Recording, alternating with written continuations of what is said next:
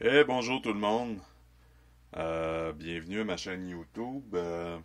Aujourd'hui, qu'est-ce qu'on va parler? On va parler de la fameuse modification du troisième bearing et de tout ce qui se rapporte au différentiel du Yeti XL. Bonjour. Donc, je vais vous montrer un peu la machine que j'ai. Euh, En ce moment, je suis avec un setup de, avec un speed control de 150 ampères puis un moteur de 1450 kV. C'est un combo que j'ai pris sur le Sun Reaper. C'est un combo qui fonctionne en CSS, entièrement waterproof, qui est vraiment pas dispendieux à acheter. Moi, je roule ça déjà depuis presque un an sur la machine. J'ai vraiment pas de problème avec ça. Le différentiel est entièrement modifié en arrière, mais j'ai pas un housing de 200 pièces US en arrière. J'ai encore le housing d'origine de Axial en plastique. Puis je vais vous montrer comment rendre ça fiable sans dépenser une fortune. Vous allez aimer probablement mon projet.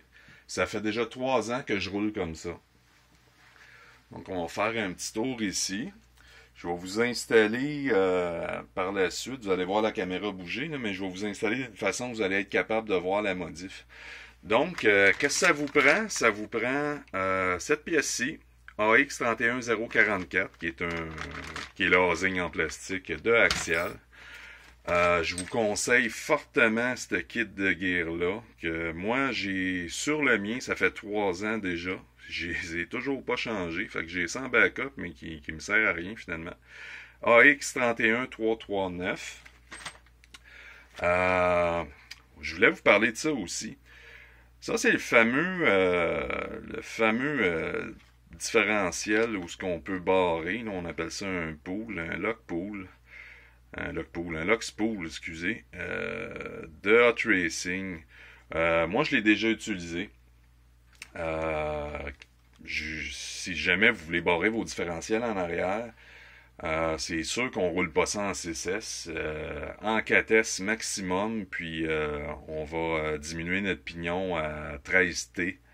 On roulera pas du 15, du 14, on va rouler du 13 maximum, parce qu'il faut pas que ça vire vite, parce que comme vous voyez, là, le petit dessin qui est ici, là, qu'on voit, là, ben, il va finir par se déformer, puis ça va finir par ouvrir. Puis ça crée des dommages partout dans la machine. C'est pas quelque chose qu'on va installer pour faire de la vitesse, c'est vraiment pour crawler là, à basse vitesse. Pour du drive shaft, ceux en plastique, là, en passant, font en masse la job. Vous pouvez en mettre en métal. Moi, le mien, il est allongé, il est modifié. J'ai fait ça avec une rode d'acier. Ça fait en masse la job aussi. Mais dans mon cas à moi, il a fallu que j'allonge. Donc, pour le plastique, pour ce modèle-là que j'ai dans les mains, ça faisait pas, c'était pas assez long. Mais sinon, ça, c'est celui-là. Celui standard qu'on utilise. AX31034. Par la suite, vous pouvez modifier votre case à l'intérieur. Au lieu de l'avoir en plastique, on l'a en aluminium ici chez Hot Racing YEX11C01. Ça, c'est le fameux drive shaft que beaucoup de gens utilisent en arrière. Moi, je prends juste les bouts. Les bouts, c'est pour ça que j'ai acheté le kit au complet. J'utilise cette partie-là. Parce que, je vais essayer de le trouver. Parce que moi, c'est une rod comme ça que j'utilise. C'est de la... Ouais, c'est de la rod 1/4. Une tige non filetée en acier. J'utilise ça pour mon Yeti, parce que comme je vous ai dit tantôt, moi, toute la derrière ici est allongée. Les lignes ici sont allongées. Puis, j'ai tourné la partie en arrière. Je l'ai tourné complètement d'1/4 de tour pour me donner toute cette distance-là de plus. Fait que je me trouve à reculer l'essieu en arrière de presque, je Je crois que c'était 24 mm ou 20 mm, je m'en souviens pas. Dans ce coin-là, ça rend la machine beaucoup plus stable dans les sauts. Même juste la contrôler tout court, là, c'est vraiment merveilleux cette modif-là. Ça change au complet. Donc, on va revenir au différentiel. Là, je vais vous installer. Premièrement, dans la première des choses, ça prend 3 bearings. Là, je vais vous expliquer la modif du 3e bearing. C'est quoi le but là-dedans? Axial ont fait ce housing-là en plastique. OK? C'est pas le housing le problème, c'est vraiment la conception ici de l'embout. Quand on va installer la machine, on va avoir un housing qui va être dans cette position-là. Puis, tout le sable, il va se trouver à rentrer ici, alentour. Parce que quand on rentre les bearings, on les rentre par en dedans ici. Puis là, on a toute cette surface-là, ici, qui est à découvert. Donc, en roulant, le sable, il rentre là. Il rentre dans le bearing. Je vais même vous montrer les bearings qu'Axial fournit. C'est un bearing comme celui-ci, avec un seal en acier. C'est pas un seal, c'est juste un cap par-dessus pour protéger. Mais, désolé, ça c'est Messenger, bing. Bon, c'est ça. Fait que ça, c'est juste un petit seal en métal. Fait que la marde, là, quand le bearing est à l'intérieur, la marde, elle se trouve à rentrer dans ce bearing-là. Le premier, c'est lui qui mange le coup. Fait que ça fait? Ben, le bearing, à un moment donné, il jamme, puis il se trouve à tourner là-dedans, parce que là, le bearing, il est jammé, il est plein de sable. Puis ça, ben, c'est du plastique. Ça finit par fondre, par déformer, puis l'intérieur, ben, c'est lui qui va se déplacer tranquillement sur le pignon, puis on va stripper notre différentiel, puis là, les bris commencent, puis blablabla, puis là, on va dire c'est de la merde, c'est pas bon, mais faut trouver pourquoi c'est pas bon. Fait que ça sert à rien d'acheter ça en aluminium si le problème reste toujours le même, que le premier bearing va manger de la marde, puis il va finir par coincer ici, puis il va finir par tourner, puis il va user quand même notre housing en aluminium, puis on va finir avec des problèmes d'une façon ou d'une autre. Fait que la solution que moi j'ai trouvée, qui est vraiment ridicule et pas cher, moi je mets un boot comme ça. C'est un boot de caoutchouc. C'est Hostile qui le font. HPI en font aussi. C'est pour le Baja 5SC. Donc, c'est les gros boots. Je vais vous montrer aussi le numéro de pièce de ces boots-là. Ce boot-là, qu'est-ce qu'on fait, là? On vient le mettre ici. On vient le mettre ici par-dessus. Par-dessus ça. Puis, je vais vous montrer comment que je l'installe après. Et le numéro de pièce, c'est TT 156. Moi, on le retrouve chez DDM. C'est vraiment un boot là, ultra heavy duty parce que ceux d'HPI, ils finissent par ouvrir. Mais ça prend vraiment du temps, là, mais ils finissent quand même par ouvrir. Fait que ça, on installe ça là. Là, quand on veut l'installer, il faut couper les petites ailettes ici. OK? Les genres de renforts qu'on a d'origine. Je vais vous montrer sur un autre. Là. Je sais pas si on voit bien, là, mais c'est la partie ici. Là. Cette partie-là, il faut la couper pour nous donner une surface pour accepter justement le boot. Moi, je coupe même les fausses vis qu'on voit. Les fausses vis ici. Là. Puis ça nous donne une bonne espace pour embarquer le boot. Ça, qu'est-ce que ça fait? Un coup embarqué. Je vais installer justement ma caméra, vous allez le voir. Je vais être capable de libérer mes deux mains parce que j'ai pas les moyens de me payer un caméraman comme d'autres chaînes YouTube. Ça, on se trouve à l'embarquer comme ça, ici. Ah oui, le petit. C'est embarqué là, vraiment, vraiment en tête. Puis là, comme d'habitude, quand on veut montrer quelque chose à quelqu'un, c'est super compliqué. Pas long. Vous pouvez l'avancer. si vous trouvez ça trop long. Bon, finalement, on l'a. On finit par l'avoir. Donc, vous voyez, c'est déjà, là, déjà très, très, très serré. C'est dur à enlever, là. Il faut vraiment forcer pour enlever ça. Moi, je mets un tie wrap ici alentour. C'est pas super esthétique, mais un tie wrap noir, un petit tie wrap mince, ça se voit quasiment pas. Donc, on va avoir notre drive shaft qui va sortir ici, comme ça. Ça, on pose ça de graisse si on roule l'hiver. Sinon, l'été, on laisse ça sec parce que la graisse, ça l'attire toutes les cochonneries, puis c'est pas ça qu'on veut.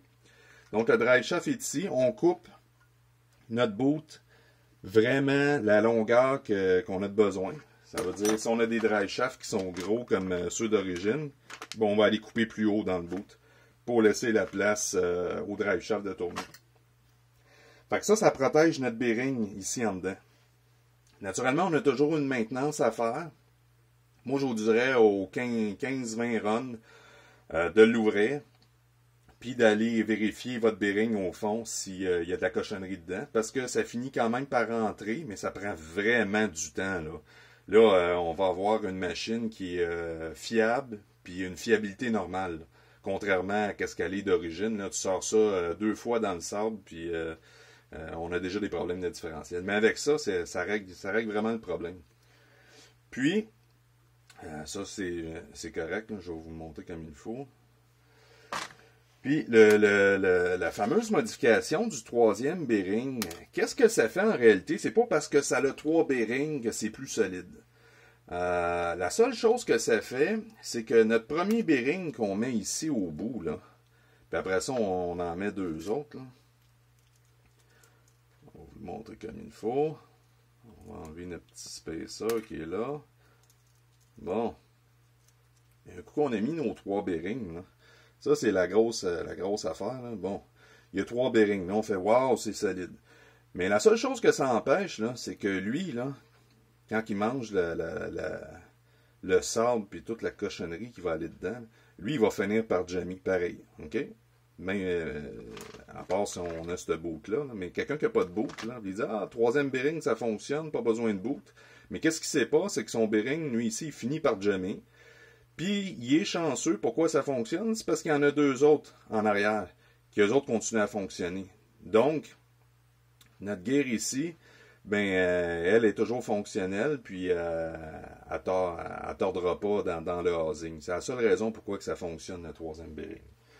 Parce que 2 bearings avec le gros spacer dans le centre qu'on peut mettre en aluminium, j'en ai pas avec moi ici, sont dans mon atelier plus loin, mais en tout cas, ça fait la job aussi.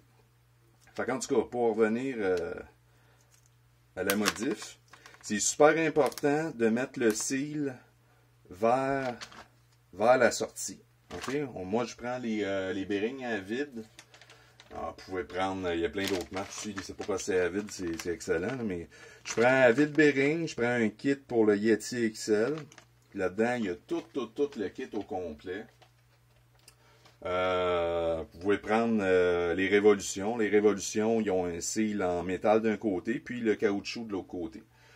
Ça rend le bearing plus fluide, mettons, que si on aurait 2 seals en caoutchouc, qui donnent plus de restrictions. Donc, moi, je prends ceux-ci.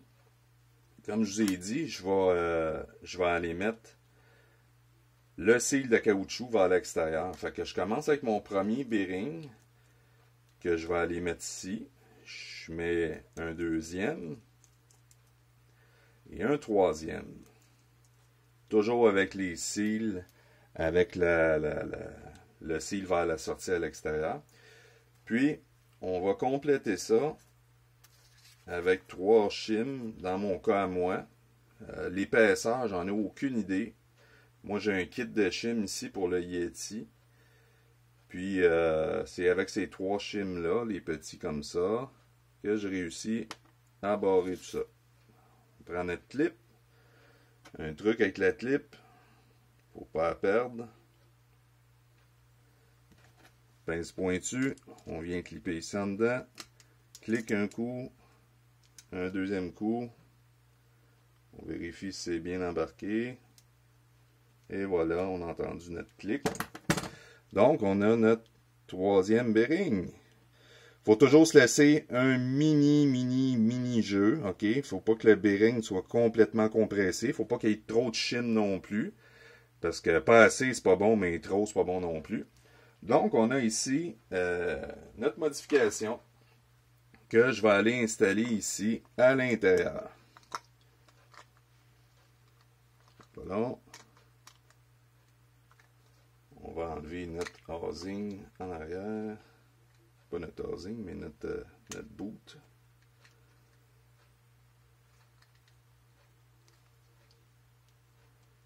Désolé si vous voyez rien, c'est parce que moi non plus je vois rien. Fait que là, on le rentre là dans le fond. Ça nous prend nos micro-vis qu'on nous fournit chez Axial. Ça, c'est bien important, là. Quand vous allez visser. Quand vous allez visser votre micro-vis, là, ici à l'intérieur, on la visse, mais on fait juste la côté, là. On visse pas ça en fou. Parce que ça va stripper, c'est du plastique. Puis même ceux en métal, là, en aluminium, là, si on visse trop fort, ça strippe le filet dans le fond, la même chose. Fait qu'on va de la côté ici. On va aller un petit peu plus loin que ça encore. On va aller jusqu'au maximum. Et voilà, on est au bout. Fait qu'on fait x3 comme ça ici. Je ne ferai pas les 3 parce que je ne veux pas vous retarder. On visse nos 3 petites vis ici. Puis là, regardez ce que je vous disais tantôt. Là. Si on laisse ça comme ça, c'est sûr que le sable il rentre là. C'est sûr et certain. Ça, c'est un gros problème d'innovation chez Axial. Puis je comprends pas pourquoi ils n'ont pas corrigé le problème. C'est tellement... excusez l'expression, c'est vraiment stupide d'avoir fait ça comme ça. Désolé aux ingénieurs, là, mais ça, là... Moi, je suis pas ingénieur, mais c'est vraiment pas fort, là. Tout le sable, ça rentre là-dedans. Puis après ça, ça jamme. Ça brûle notre housing ici en dedans. Ça se déforme. Puis ça, ici en arrière, ben naturellement, ça va crocher. Puis on a un bris de différentiel. Puis là, on a une machine que les gens aiment pas parce qu'on dit que c'est pas fiable, que ça casse tout le temps, blablabla, blablabla. Mais Axial, là, let's go les boys, là, c'était facile à régler ce problème-là. Facile. Donc, on ramène notre boot par-dessus. Voilà.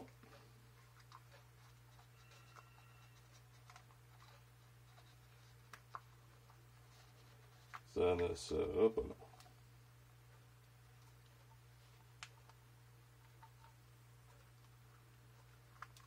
Vous l'avancer encore.